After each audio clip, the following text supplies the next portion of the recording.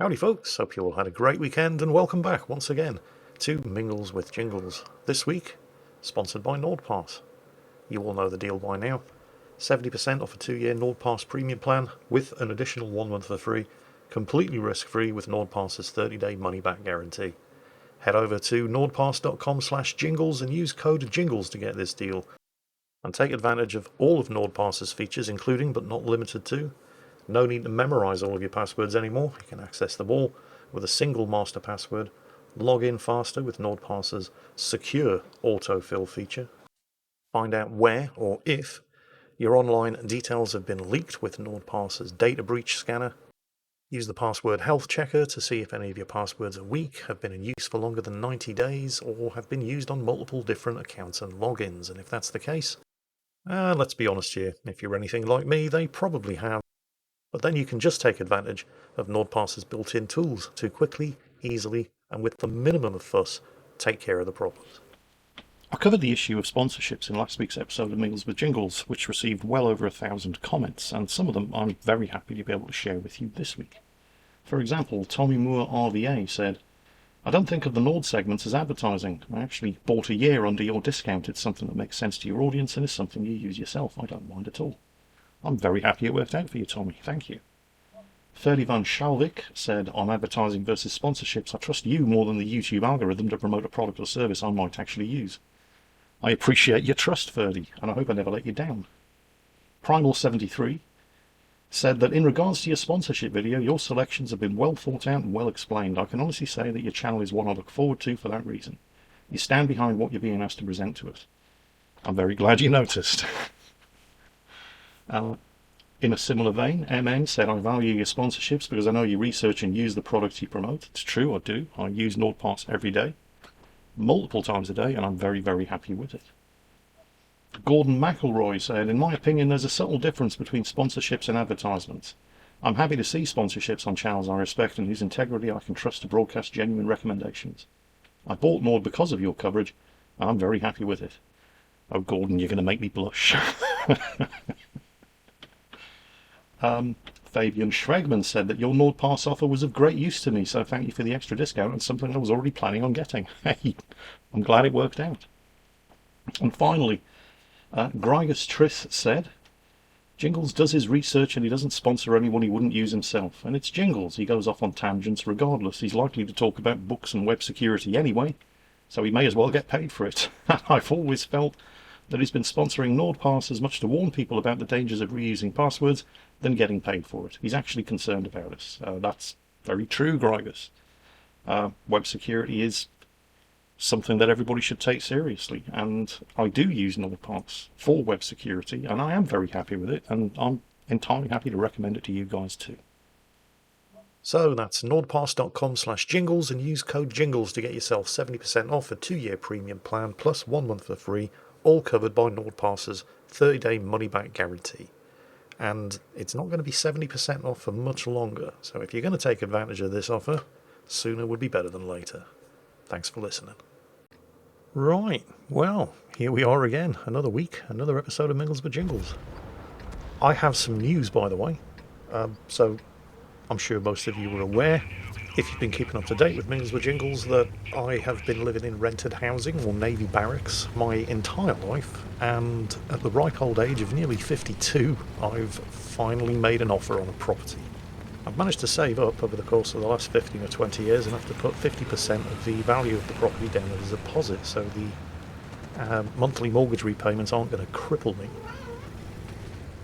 And there's Akazuki. What is it about cats?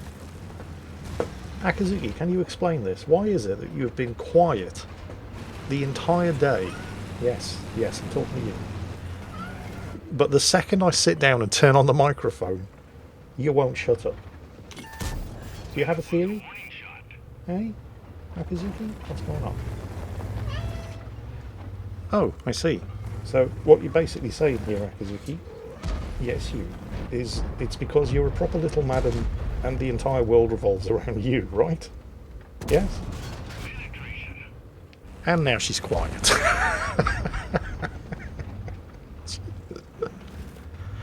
Normally I'd edit this out.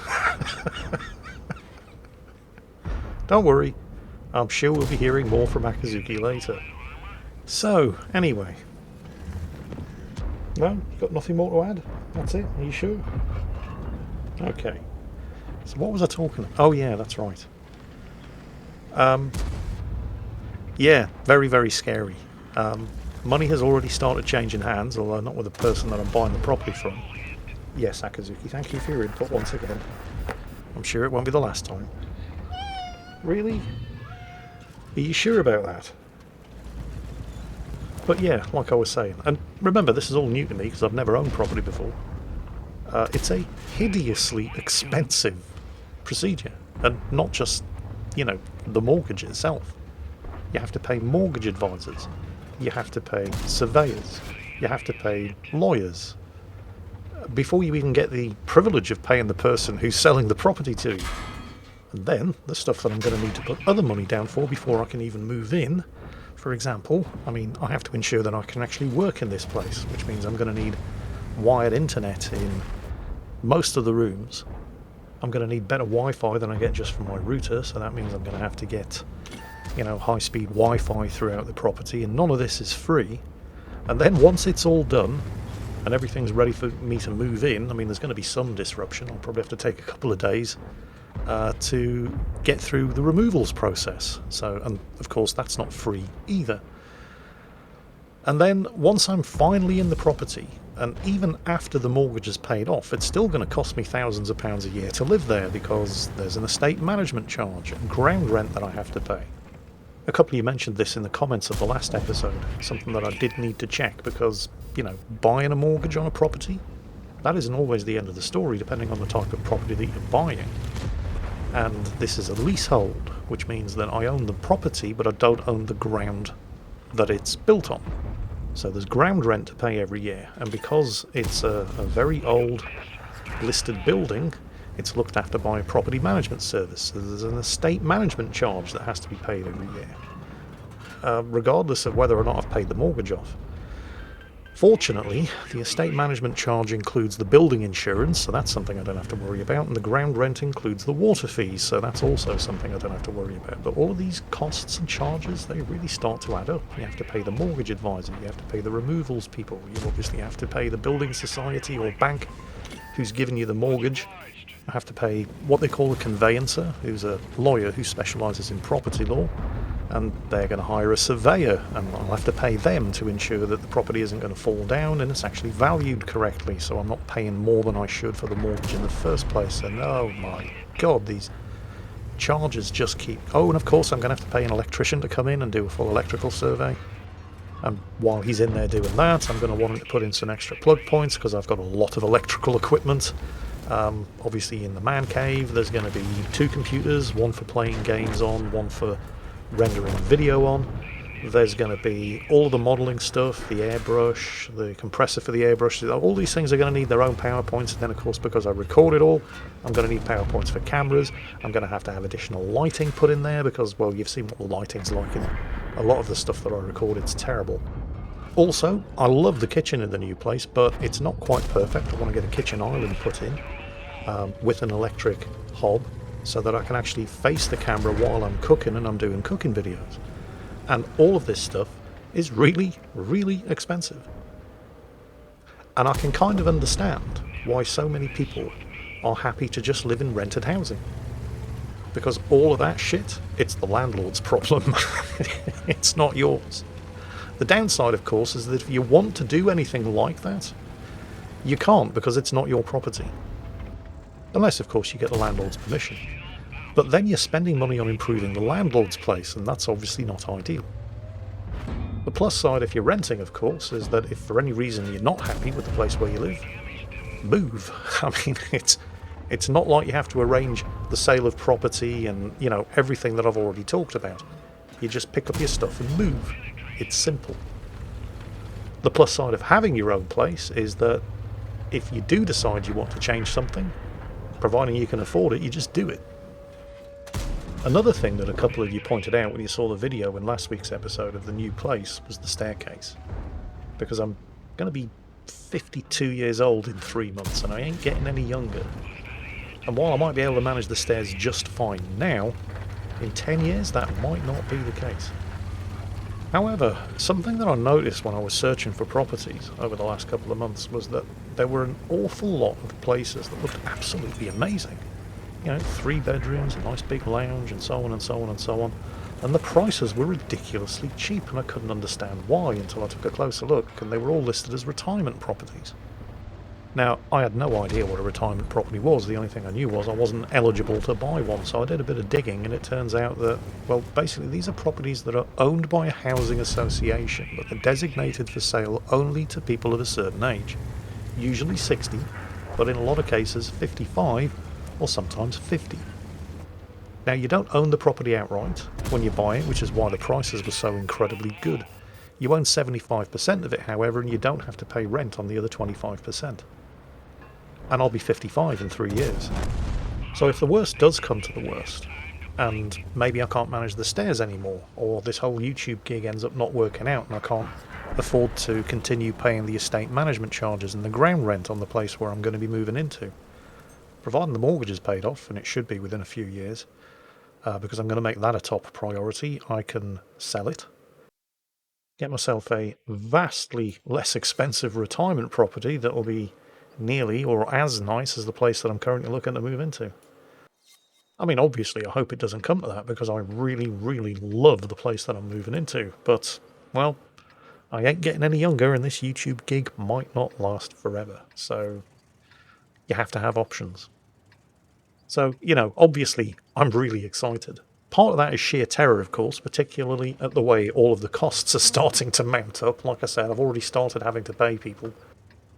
It's like I was saying, if you're living in a rented place and you move, it might cost you a couple of £100 to hire a minivan to move all of your stuff in. But that's it. I mean, obviously, you know, there's a monthly rental fee, but that's really it. Right now, I start breaking out into a cold sweat every time I start adding these figures up. And I don't even know all of the figures yet, because I haven't yet had a quote from an electrician or a surveyor. But based on the numbers that I do already know, and remember, this is before I even start paying for, or even before I sign for the mortgage. So the mortgage advisor, the conveyancing lawyer, and the removals firm. So these are the only ones that I've actually had quoted numbers from, some of whom I've already had to pay. That's £2,500. And this is before I even start paying the mortgage. And getting a building survey and an electrical survey probably isn't going to be cheap. Getting additional wiring put in to support of my electrical gear probably isn't going to be cheap. I mean, I thought I was doing well saving up £100,000 over the course of the last 15-20 years in order to put down a 50% deposit. And they do say that you should keep a couple of thousand spare for any unforeseen emergencies. But it's the foreseen emergencies that are already costing me £2,500. Plus a bunch of other stuff like the electrical and building survey that I haven't yet had a quote for, which is probably going to cost me oh no. Suddenly all of those savings, they're not looking quite as good. I mean, fortunately I do have when I left the Navy, because I left at age 41, which is not state retirement age. They gave you 2 choices. You could have an immediate pension with a small lump sum, or forego the immediate pension and get a big lump sum. Now, the second choice was obviously more valuable for people who were leaving after 22 years service, but who needed to pay off their mortgage or perhaps wanted to start their own business.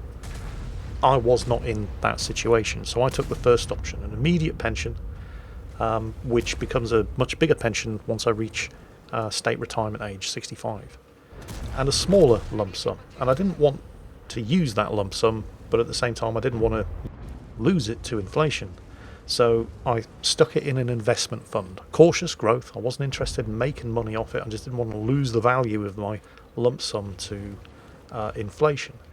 So that money, I think at the time it was £12,000. Not a huge amount, but not an insignificant amount either. It's been sitting in a cautious investment fund for the last 11, 12 years. And I think I'm going to need it. I think I might need to liquidate those funds and turn them into readily available cash in order to pay for everything that needs to be paid for before I even have the privilege of starting to pay for the mortgage. Oh, and then of course, at the same time, while I'm, trying to juggle all of this, I have to make sure that I put enough money aside to pay for the remainder of my taxes, which will be due in June. Oh, what a time to be alive. It just never stops. Oh, so like I said, very excited, mostly because of how just mind-numbingly terrifying it all is. But it's going to be worth it. I keep telling myself it's going to be worth it. I keep rewatching the video of the place that I'm moving into and telling myself it's going to be worth it. Please let it be worth it. Because I'm shitting bricks. Anyway.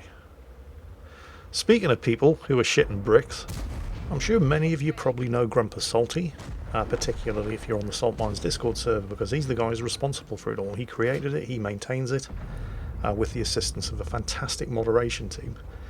He and I actually have a lot in common, even though we live on opposite sides of the world from each other, because we're both Navy veterans, we're both retired, and we're both bad-tempered old gits.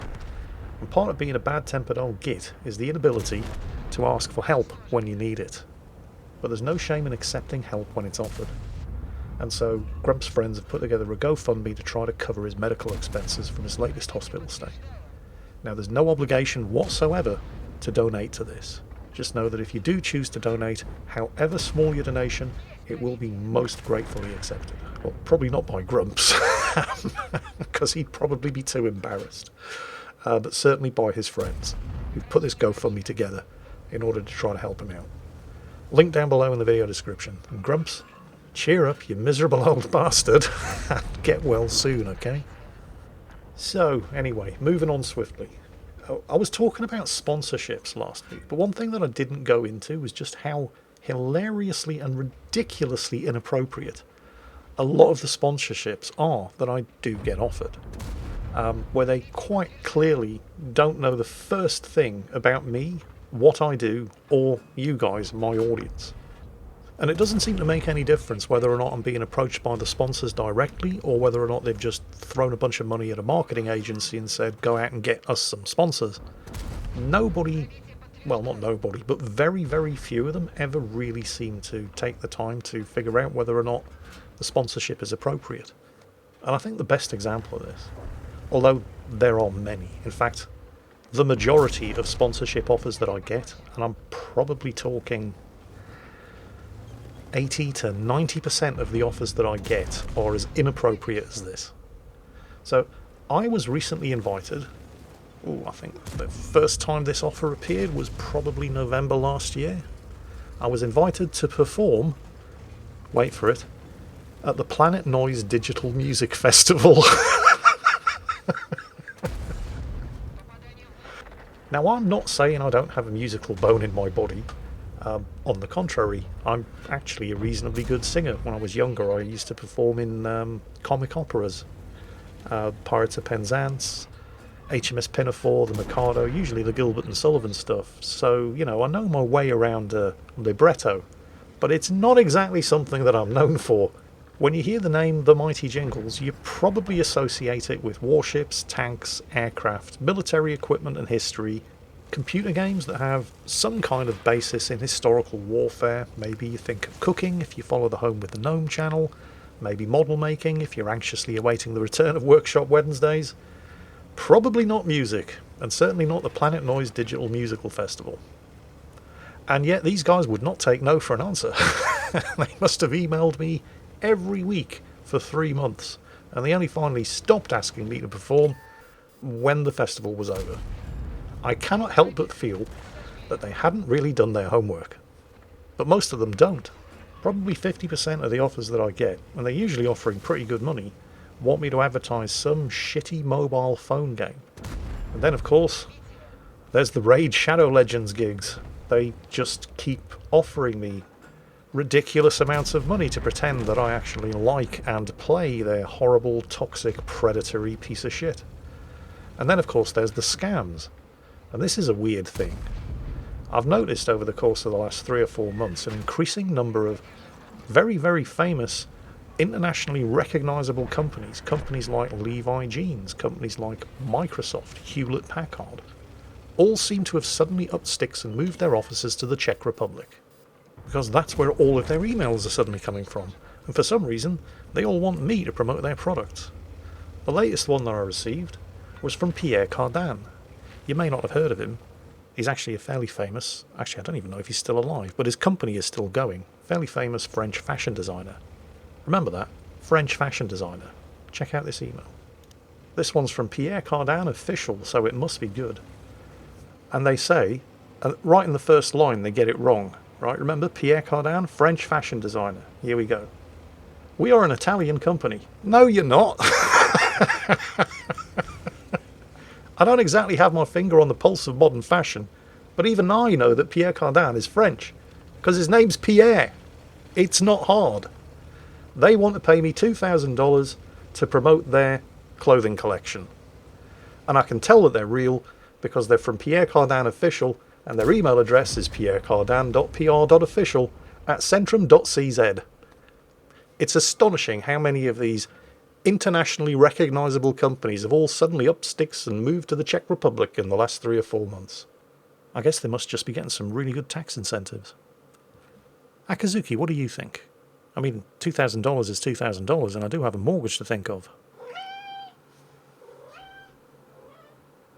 You think it's a scam? Akazuki, how can you be so young and yet so cynical at the same time? Look, it says Pierre Cardin Official, and it is $2,000. Yeah, maybe you're right.